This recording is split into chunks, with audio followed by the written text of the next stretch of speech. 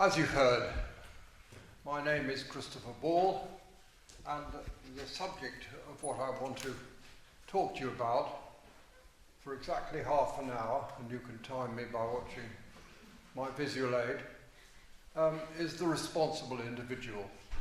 My youngest son, called Richard, used to say when I made one of those parental speeches to all the children, we have 6, well, I got to the end of it and he would say, "So what, Daddy?" I'm the so what person in this conference.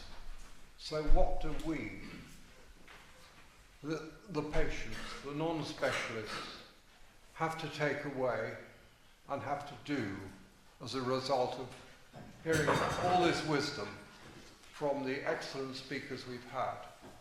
By the way, you're such a wonderful audience. Thank you so much for staying to listen to me. If you leave now, I'll chase you out of the door. So, the etiology, the causation of disease is interesting and important. Our illnesses are caused by 3 major classes of threat. Infection, like measles, our genetic inheritance, no, I haven't got a good example of that, and our own choices in life, our lifestyle and our mindset.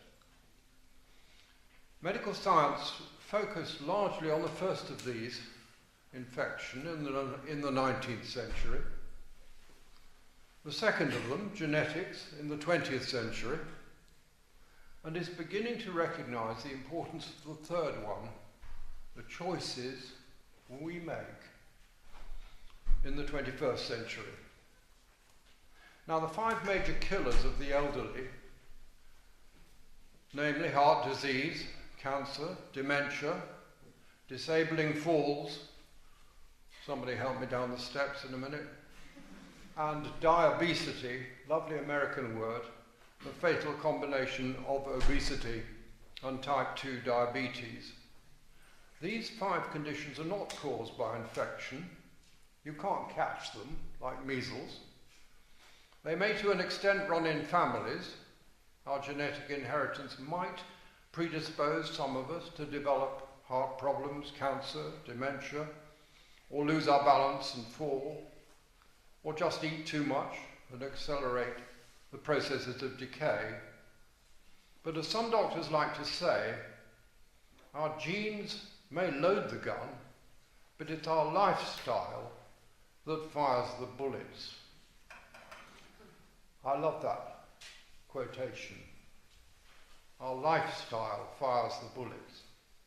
Lifestyle and mindset are critically important, especially for the elderly, like me.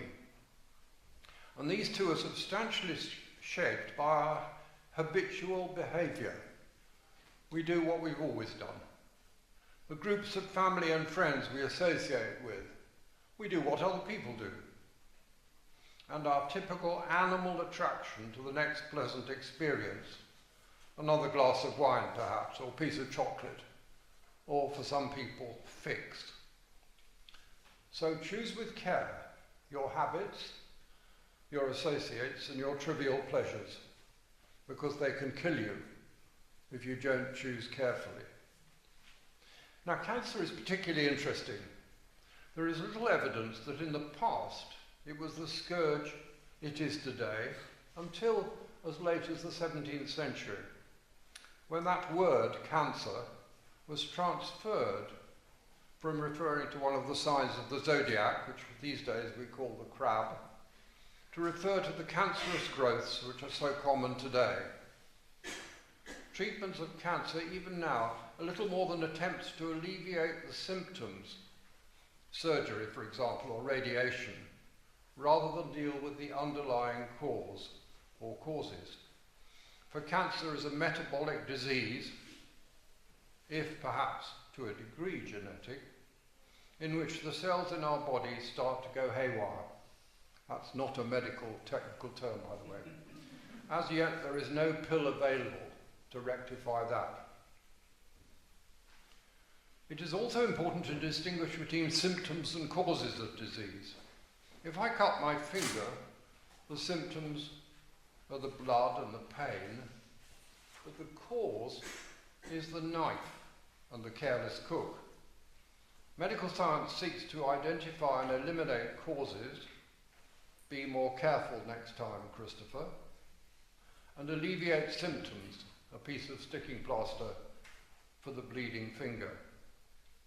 What is interesting about most of the serious ailments of the elderly is that doctors treat the symptoms and seem to ignore the causes, for example, of heart attacks, cancer, dementia, falls, and the one I call diabetes. Although it's pretty clear where they lie in our lifestyles because we like smoking or drinking or just plain old gluttony. Our mindsets, stress, anxiety and depression, which are epidemics sweeping the Western world at the moment, and our environment, the air we breathe, our homes and our workplaces. The problems of old age seem to be our indifference to a toxic culture, a toxic environment, a poor quality of lifestyle, and a miserable mindset. So I invite you to attend to your CELM. The evidence of the so-called blue zones in the world, where healthy longevity is widely shared by people who live a simple and contented life and respect traditional family values, is indicative. The example of the American Seventh-day Adventists who do the same in an otherwise dangerously toxic culture is particularly suggestive. We should all consider adopting what I like to call the SMELD, S-M-E-L-D, lifestyle. Avoid stress, nurture a positive mindset, take regular exercise, foster your loving relationships, and eat a vegan diet. The standard American diet is abbreviated SAD, and it is indeed sad. So remember SMELD as part of the takeaway message of this conference.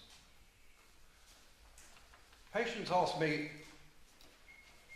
which is very flattering of them, what should I avoid and what should I embrace? And those are good questions. This is my list of don'ts and do's. Avoid stress, complaint, smoking, alcohol, obesity, strong sunlight unless protected, meat, asbestos, shop-bought processed foods. Embrace acceptance, balance, and cherishing, the ABC of a positive mindset. And eat a plant-based, veganish diet, none of us is perfect. Exercise, walk a mile a day, and enjoy natural things, the sky, the water, the trees. Live a regular life, meal times, bedtime, routine. Learn a new skill, crochet, or a foreign language. Complete a challenging crossword, or a jigsaw, or both, each day. Practice slow, deep, nasal breathing 3 times a day, and we've been tutored in that today, wonderfully. Ring your family and friends. Care for others. Be grateful. Accept the universe. But above all, avoid the news. Seek to balance your mind, your body, and your life. Review your life's choices and your lifestyle. Simplify as you grow older, and then simplify again. This is the basic curriculum for healthy longevity and a life free from cancer, dementia, and disabling falls, 3 of the most serious threats in old age, along with diabetes and, of course, heart attacks and strokes. This regime will delay the onset and retard the development of the ailments of longevity and possibly even restore good health to elderly sick people. it's working with me, why not adopt it? Now, sleep, as we've heard, is particularly important for good health. 7 to 9 hours each night, plus some short naps during the day, if you like. Live into the future, not out of the past. Never say, I used to be. Instead, set yourself new goals and tell other people about them. I'm going to be. I'm going to do. Review your habits and practice giving up the bad ones, like finding fault in other people, moaning, drinking, driving. And develop some new healthy habits, like eating slowly and attentively or smiling at strangers. I try to follow this regime, and it seems to be working for me and for others who I know.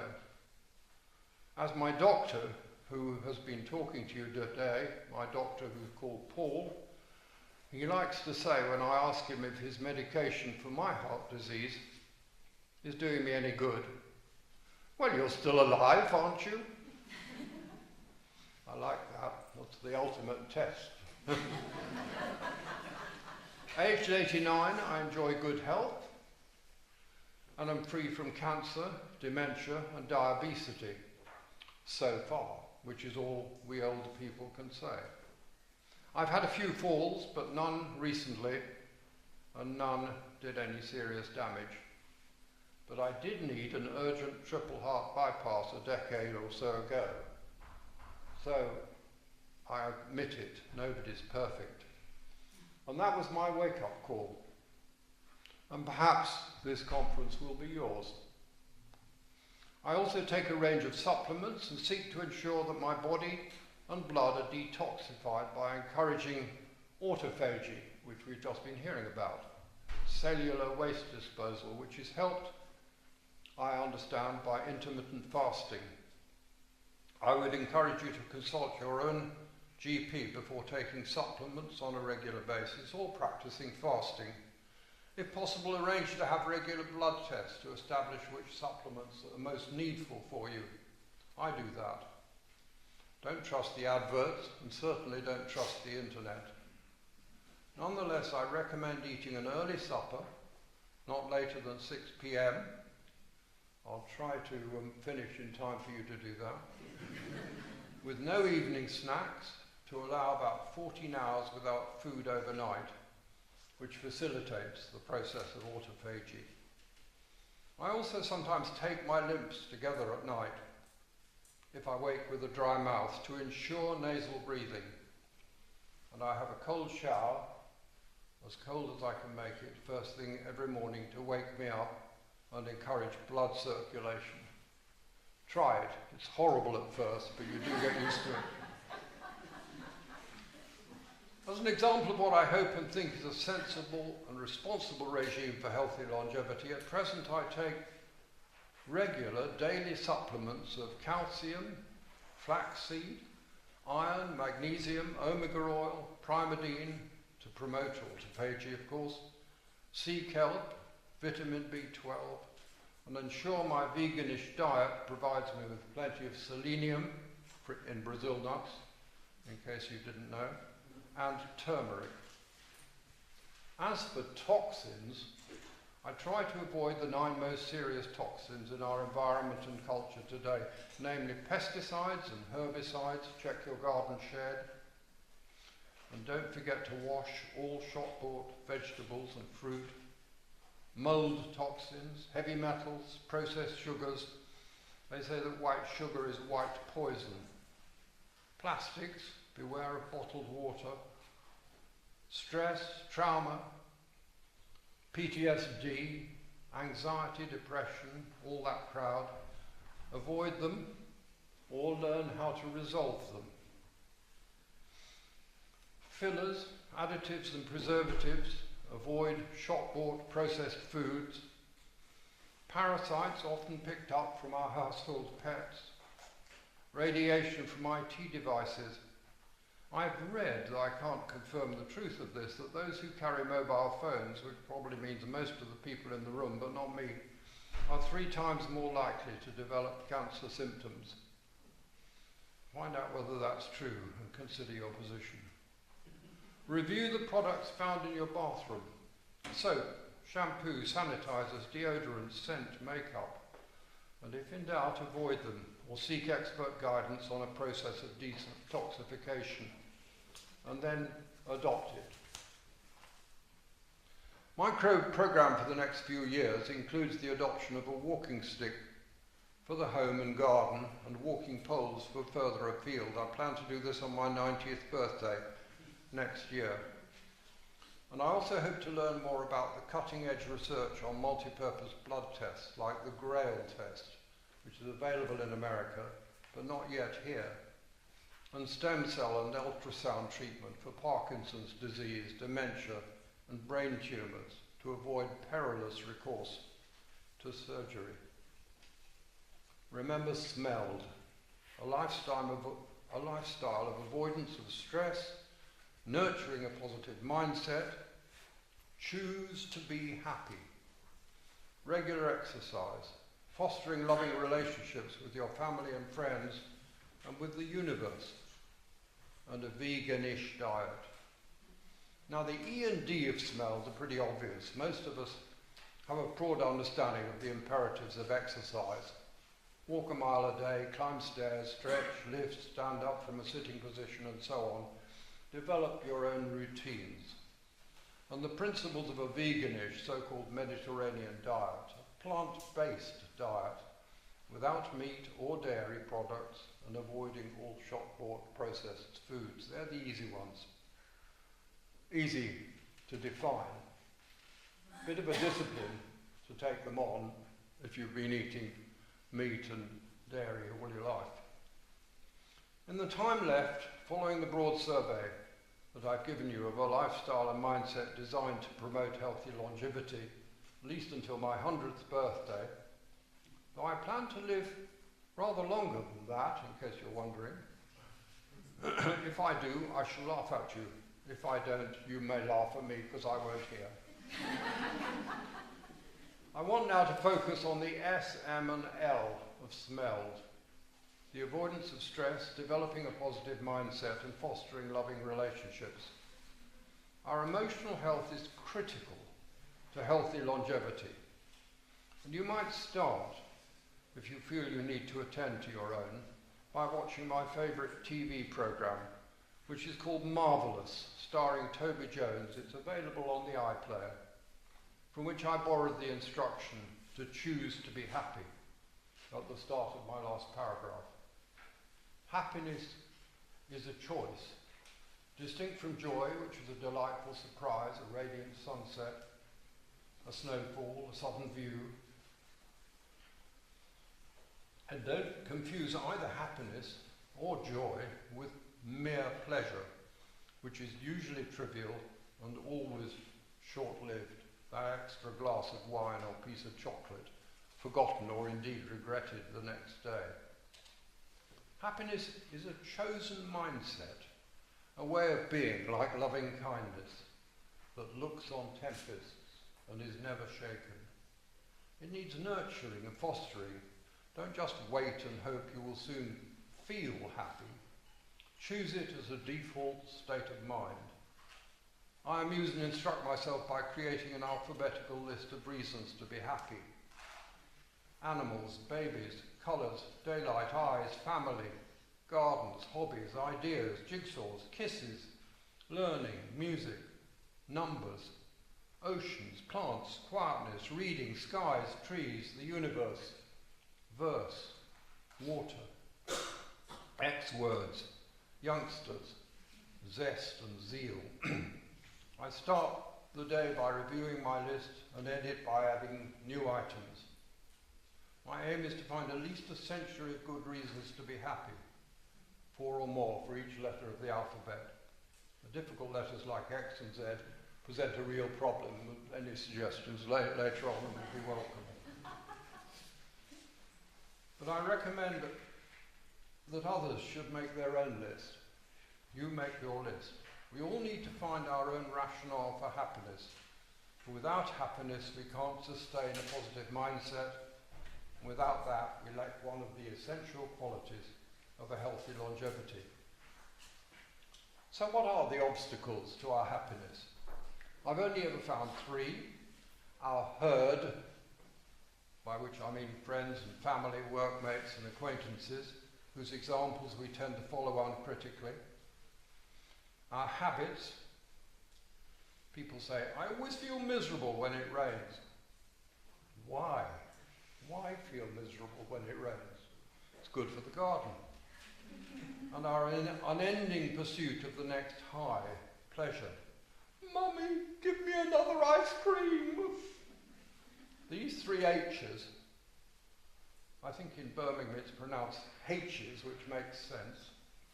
These three H's can govern our lives if we let them. Reflection and self-training can moderate their power to harm us.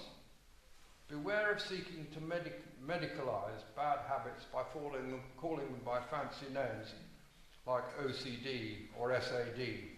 You can look them up if you want to know what they stand for. Since diagnosis without effective treatment is completely worthless. What does work is taking responsibility for one's own weaknesses and dealing with them. Ration your pleasures and review your peer group, distancing yourself from those whose lifestyle provides you with a poor example and embracing those you wish to emulate. That's what I do, quite selective. It's rather difficult with family, but you can do it with friends.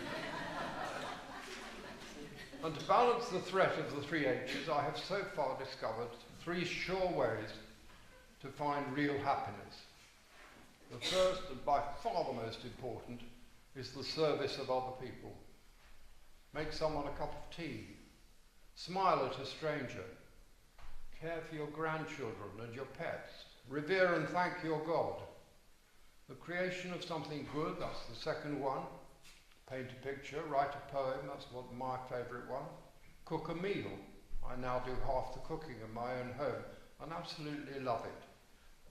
And my wife tolerates it. And the pursuit of mastery. Complete that crossword or a jigsaw puzzle. Learn stick weaving. Google it if you want to know what it is. It's my favourite hobby. Try it. These things work for me. But the bottom line is the imperative of taking responsibility for our own feelings, just as most of us take responsibility for our own thoughts and judgments and choices, and of course our actions.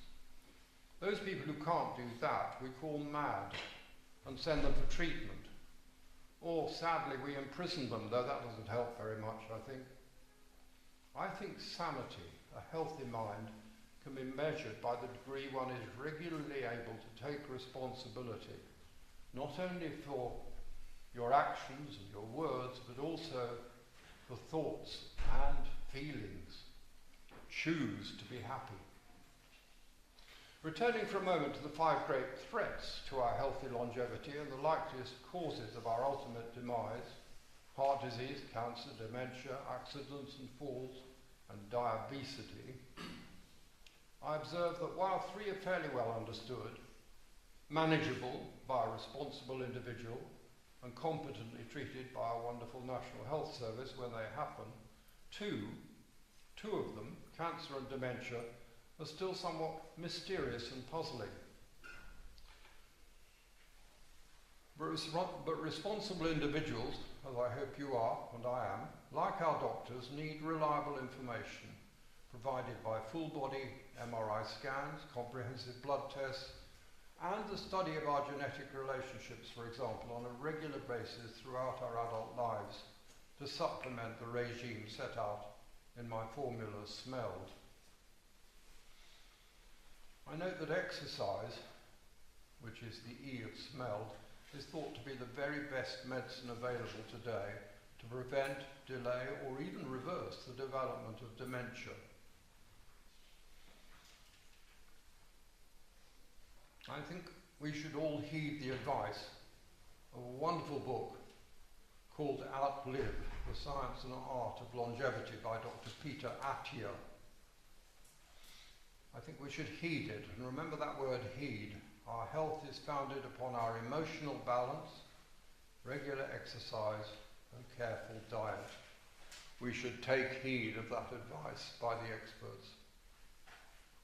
This year I've been musing on the issue of motivation. How may we create the commitment to maintain and strengthen our practice of the regime summarised in my word smelled? I suggest you might choose to live long enough to reach your own centenary and receive the birthday card from the King. What an excitement. And imagine what you will accomplish in your 101st year of life. It's always good practice to have a goal beyond the goal. I wish to retain good health in both mind and body so that I can still play bridge and solve crossword puzzles, walk a mile a day and climb the stairs, for example. And that means, of course, that I must keep practicing these skills that I value and seek to maintain into my 11th decade. Never cease from your personal training regime to ensure that both mind and body remain capable of realizing your dreams and attaining your goals. Those with a positive mindset focus on training for their future lives and not on regretting their lost past. When I was a child, my mother read me fairy stories and nursery rhymes that I can still remember. I recall that after numerous amazing adventures, the prince and princess always lived happily ever after in health, wealth and happiness. Do you remember those wonderful phrases? Which I claim are the prerequisites and components of our emotional health. And I hope for several more years of HWH, health, wealth and happiness. And I've been discussing how best to secure and safeguard these benefits with my friend who's called John. And he tells me that the first, health, is to be found in the 7 S's. Sustenance, the Mediterranean or veganish diet. He describes himself as a knower, no animal husbandry.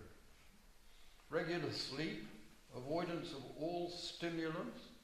Exercise, you'll have to search through that spelling of that word to find the S. Stress. Now distinguish good stress, which you choose as a challenge, like doing a crossword puzzle, say, or a jigsaw puzzle. That's good for you. From bad stress, which you feel is imposed on you by your employer, say, or your partner. Avoid the latter, or, simplest solution, just choose it. Sex, enjoy it solo or pas de deux, or in my case, in memory. That was a joke. Simplicity. Seek to simplify your life repeatedly. And the second of these HWH words, wealth, is the easiest.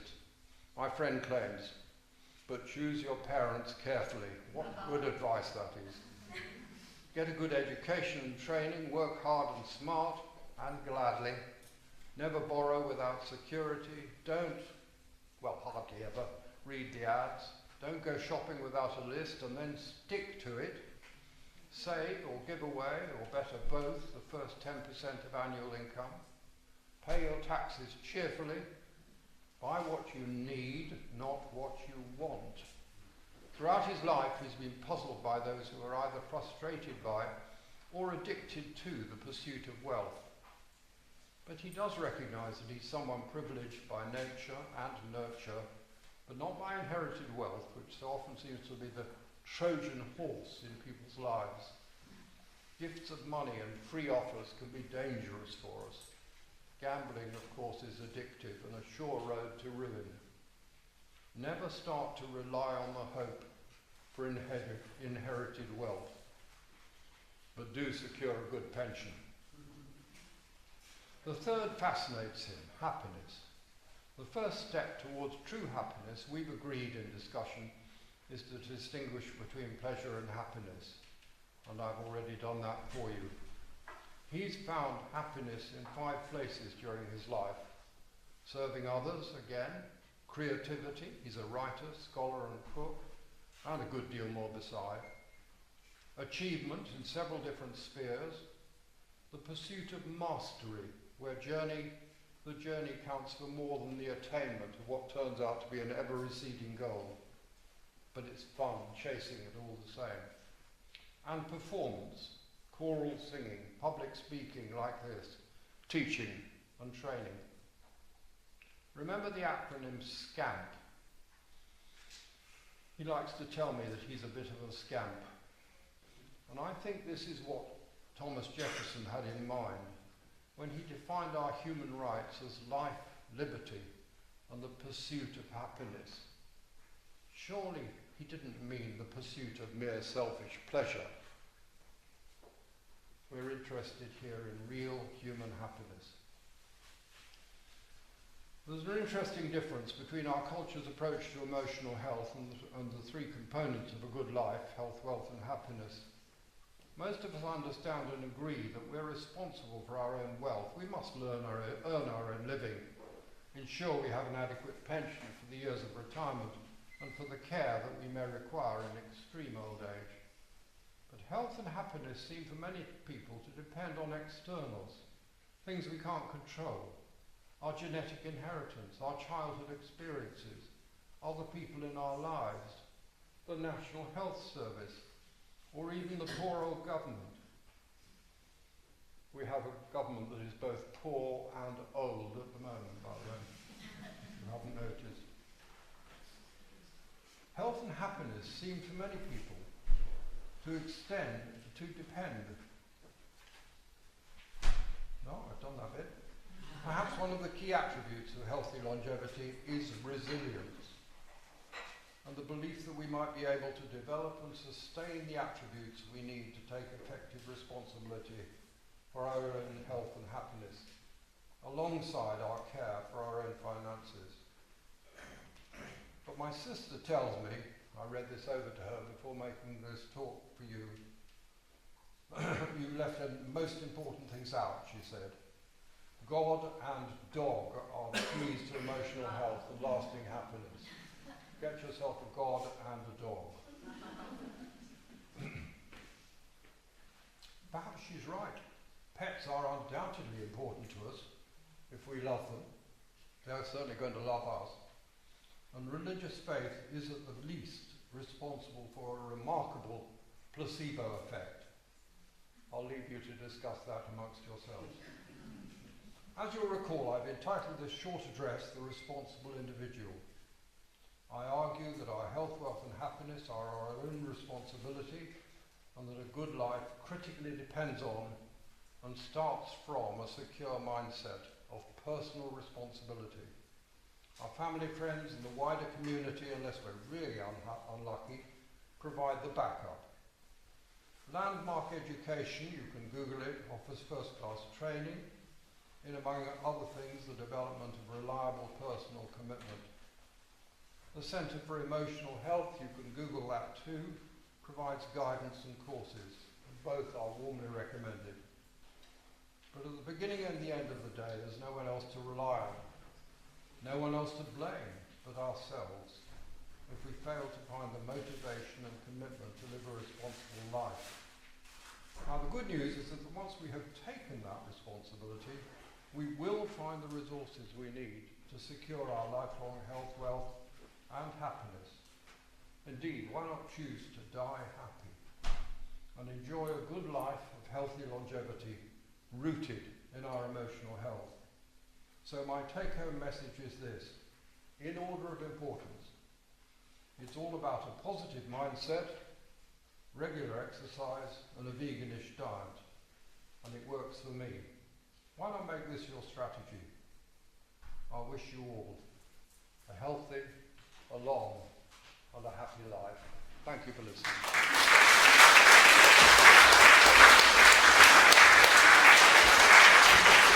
Thank you very much, Sir Christopher. That was wonderful. He was our most popular speaker at last year's summit, and I hope that you gleaned some wisdom, because getting older does not mean getting worse, but wiser. So I hope you've all gleaned some wisdom today at this conference. You have a lot of ideas, food for thought. You'll take away some of these, incorporate them into your daily lives.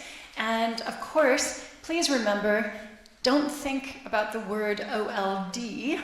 please remember OLP for the Oxford Longevity Project. For the rest of the year, you can follow us on social media, on Instagram, LinkedIn, Facebook, at Oxford Longevity Project. We'll continue to bring you more information from our survey results, as well as interviews with fascinating scientists and thinkers. So thank you so much for your time. Please bring your survey results, just place them here at the front, and we'll be choosing a winner from those people who submit survey results. Thank you so much. Have a wonderful rest of your day.